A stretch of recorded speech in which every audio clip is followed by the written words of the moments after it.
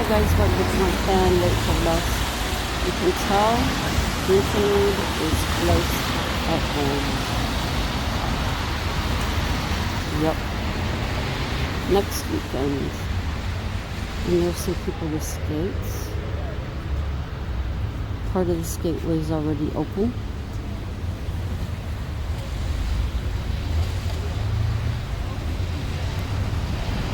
So good weather.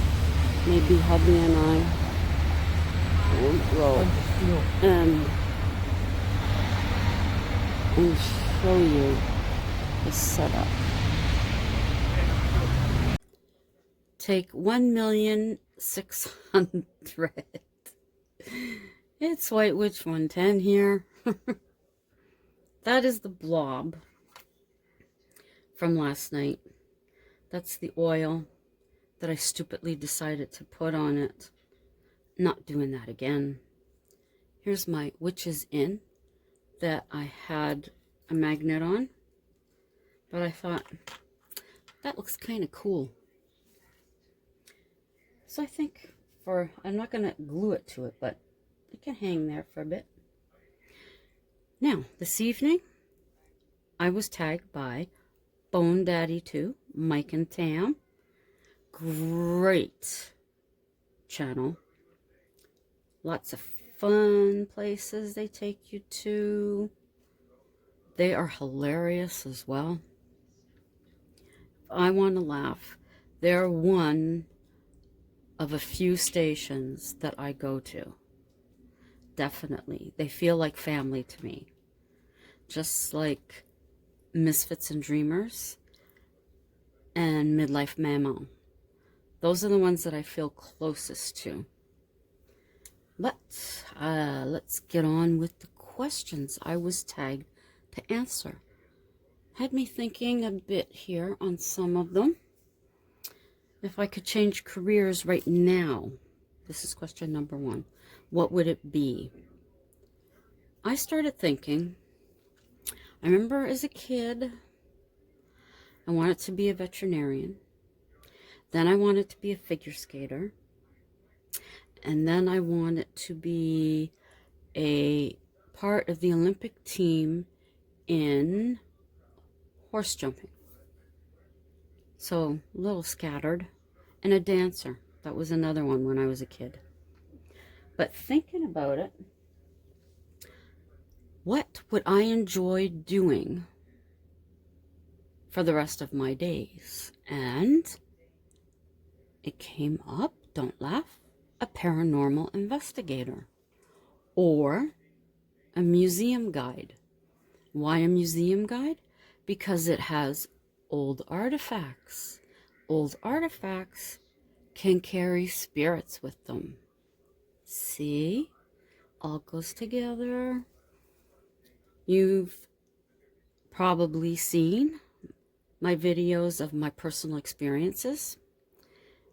And haunted stuff, it's always interested me. Absolutely love it. It's definitely a subject that once I get on it, I just can't stop. Now, number 2 is what makes me happiest. The honest truth is being at home with hubby and our boo. That's when I feel the most comfortable. It's like a warm blanket. Once we get home, just close out everything else around us, and it's just the 3 of us. I love that. And then, of course, at night when Boo comes and cuddles around my head, and then sometimes he'll put his chin on my head and fall asleep. That is the sweetest thing. I love it when he does that.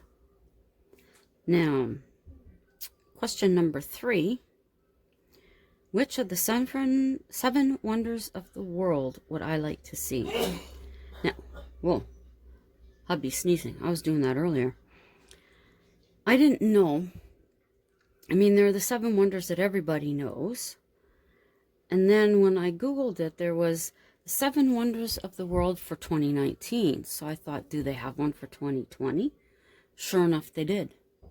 So out of those 7, I chose Mosquito Bay and Puerto Rico. And why? It's because of a special plankton that's there, bioluminescence. And it turns blue and green when it's agitated, and it glows. And I thought, how amazing would that be to see that in the water at night? Imagine the photos that I could get. And even putting, if you're allowed to, my hand down inside and watching it all slide off my hand. I thought that would be so amazing. So that's the one of the 7th for 2020 that I'd want to see.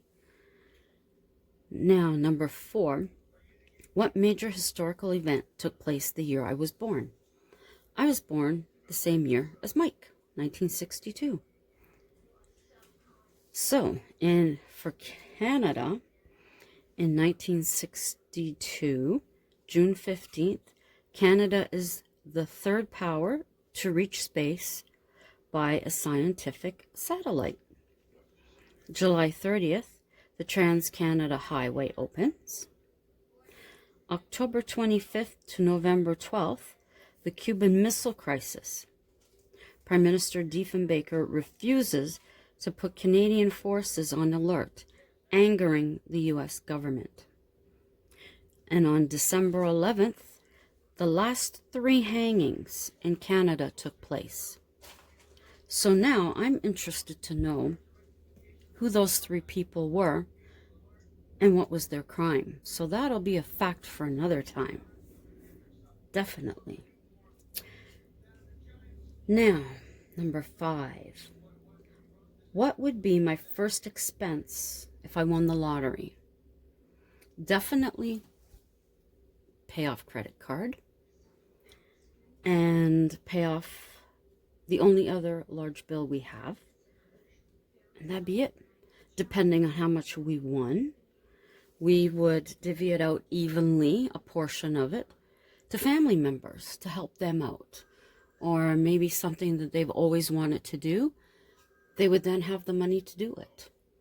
If it was paying off a house or going on a trip that they've always wanted, they would have the cash to do it.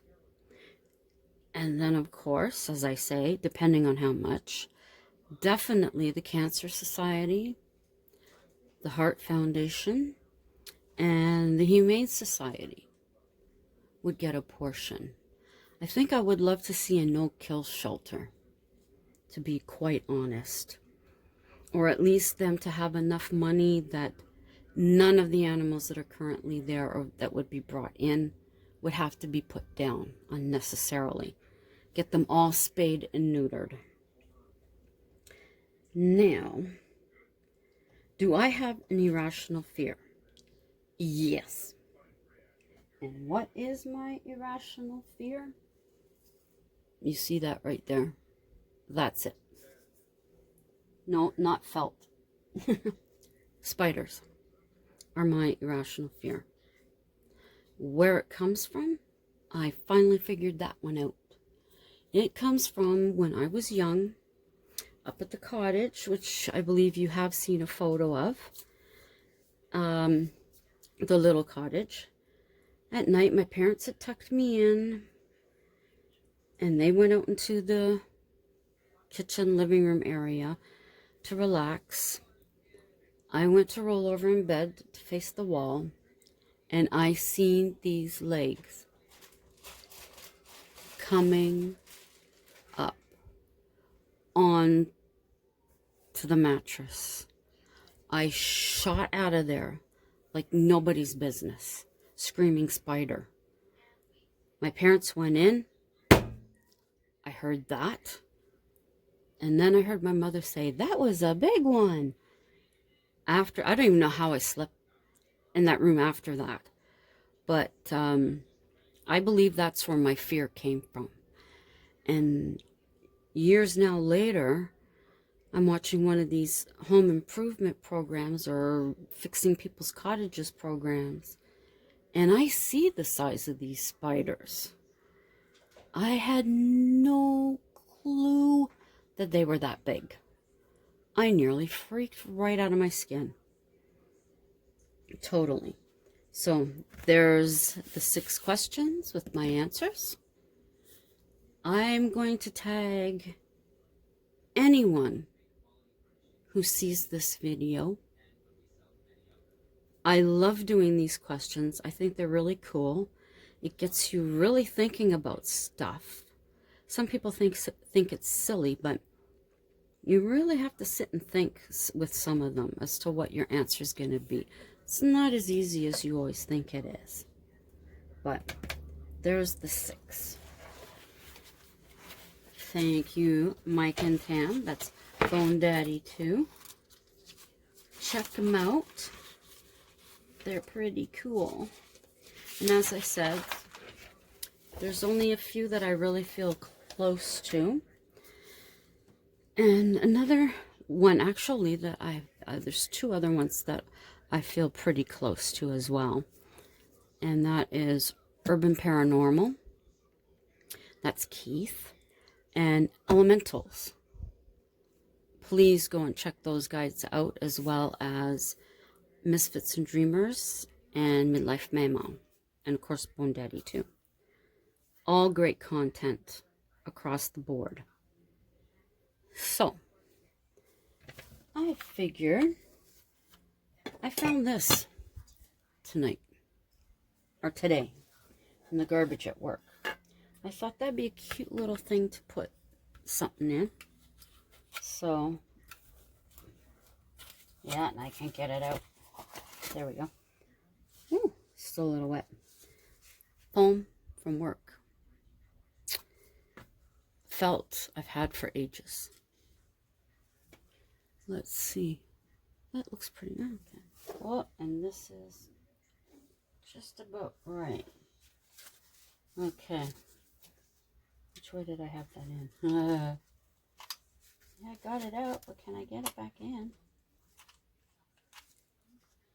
Of course. I'll do some whoa, that's a neighbor. I will do Haunted for you tonight as well. There was one I was hoping to have done, but I didn't get that one done.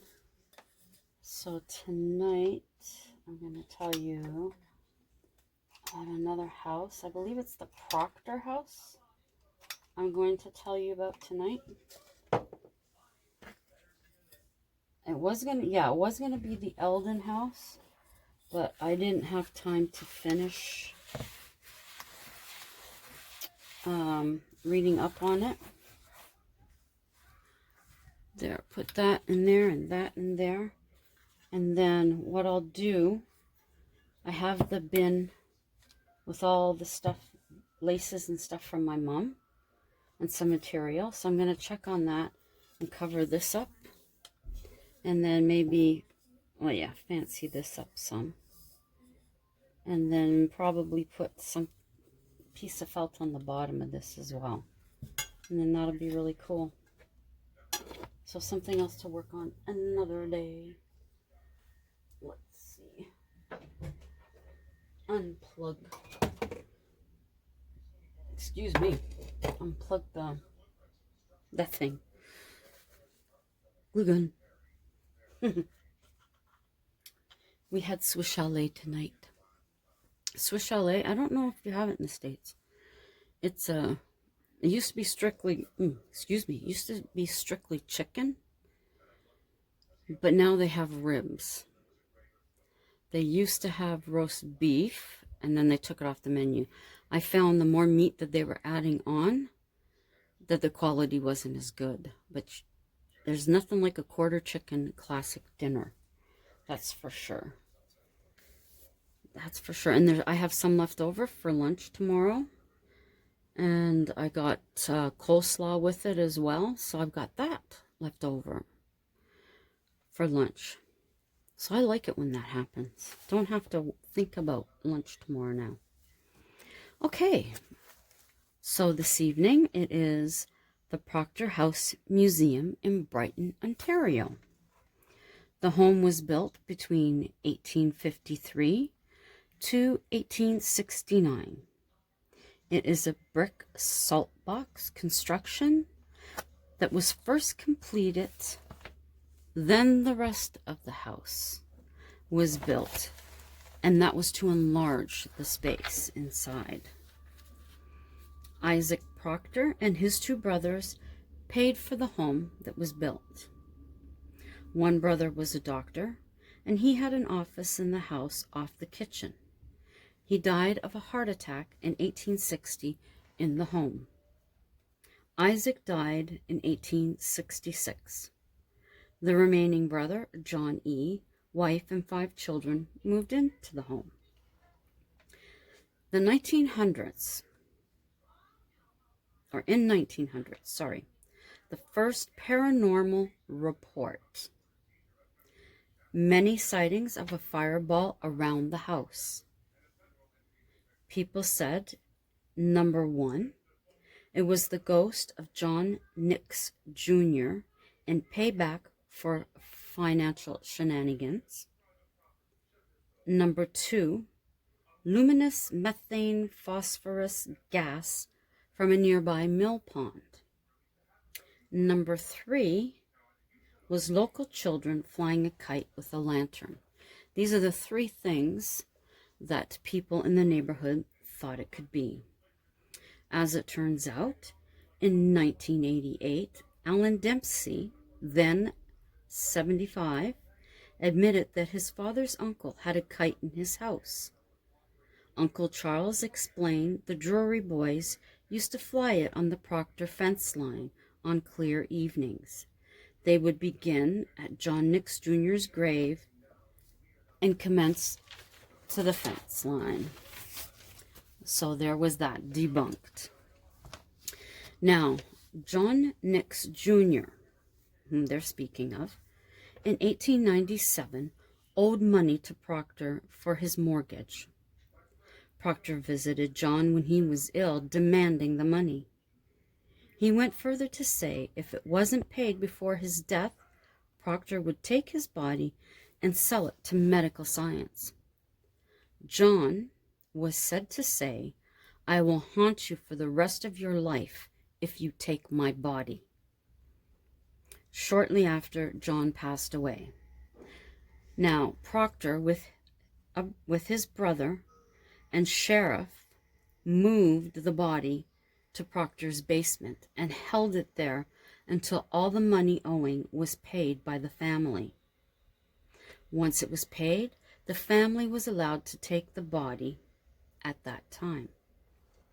Mr. John Nix Jr. is buried in Mount Hope Cemetery, which is 2 kilometers from the Proctor estate. In summer 1991 to February 1992, the fire department and maintenance worker Harvey Davies were called to the property for smoke alarms. The security alarms also were known to go off. The manufacturers found nothing wrong with the equipment. Now, when new insulation was being placed in the attic, wires were found to be frayed. 6 raccoons were captured. Another incident debunked. When the last owner passed away, the house was donated to the town in 1976. It opened as a museum on June 30th of that year. The last members to live in the house were spinster daughters of John E. Proctor, Helena, who died in 1930, and Stella, who died in 1960. The paranormal seekers investigators came to the home. Their names are, now I had their names here.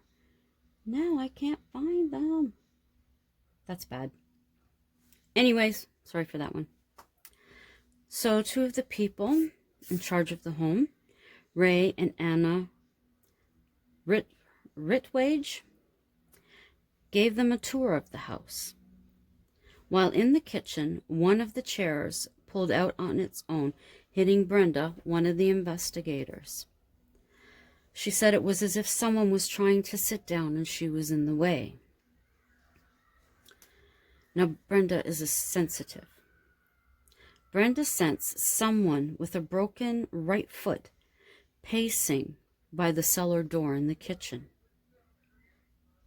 Although no other spirits were seen on the first floor, their presence were felt. In the front hallway, there is a cold spot, which is exactly where the doctor passed away from a heart attack. There was a presence felt by the staircase, by the morning room. Whispers were heard, but the words were not distinguishable. In the morning room, Brenda felt anger and smelled cigars. The higher they went in the house, the experiences became more intense. In the nanny's room, 3 little girls were seen. A psychic claims they are from donated toys. A girl's voice was heard to say, "We had to cover the body. That is why we moved it." Now this was in response to why a blanket was found on the floor of the nanny's room. Now Brenda was drawn to a closet in the daughter's room. She felt someone was inside, but upon opening it, found no one. The group crossed into another room, and Brenda felt afraid. She didn't want to open the closet door there. She felt heat when her hand touched it from the other side. She had a feeling someone had broken their neck. Someone from the house did indeed break their neck, and the body had laid in state in that room. What do you call it, laid in state, when it's just, I don't know. Anyways, it laid in the room. Now, looking out a window out to the front lawn, Brenda placed her hand on the glass. She could feel a woman's hand there as well, and the emotion was sad, as if she was waiting for something. On a tiny set of stairs, an elderly woman was sensed. She was crying and having trouble breathing. Another occasion, a 13-year-old took a photo, and in it there was a tanned leg wearing no socks at the bottom of the stairs.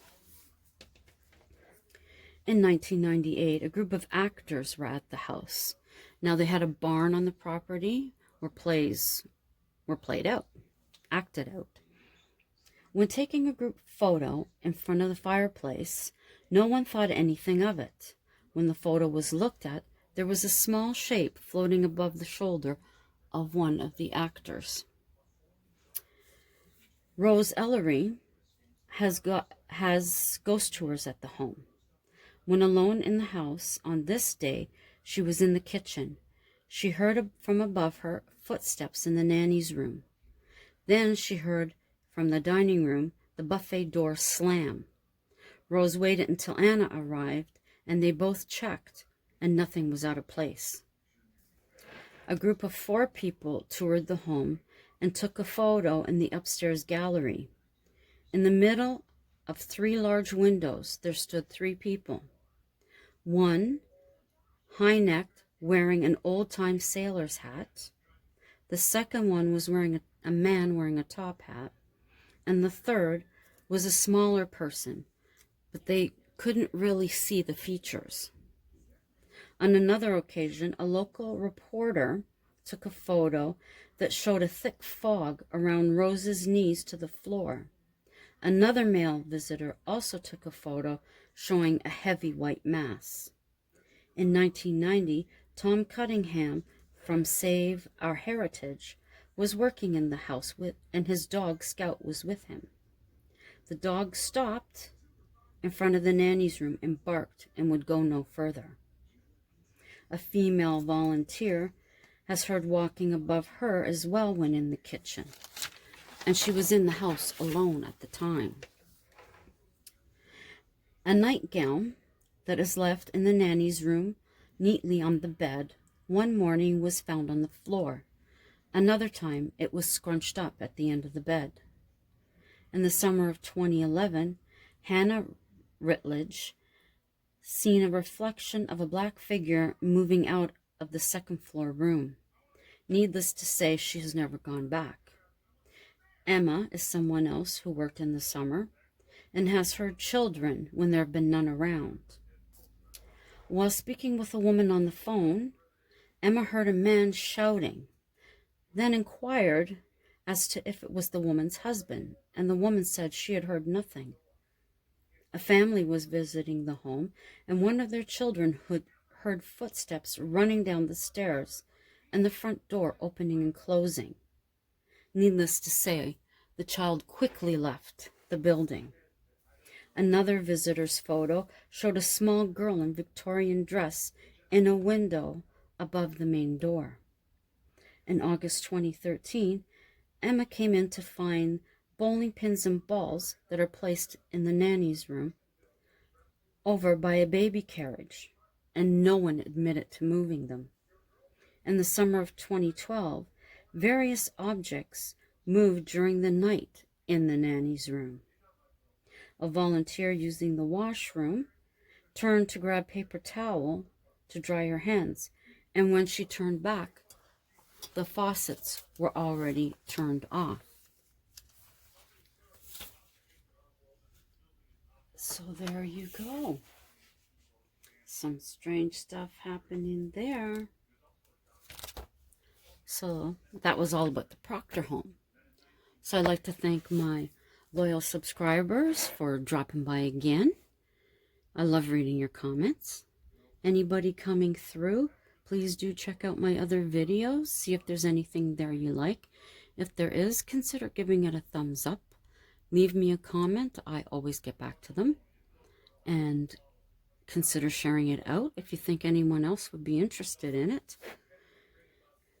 Think about subscribing, and if you do subscribe, hit that notification bell so that you'll know when I upload. So have a great Friday tomorrow, and I hope someone else is going to answer those 6 questions. I know I had fun doing it. Have a great rest of the evening, and ciao for now.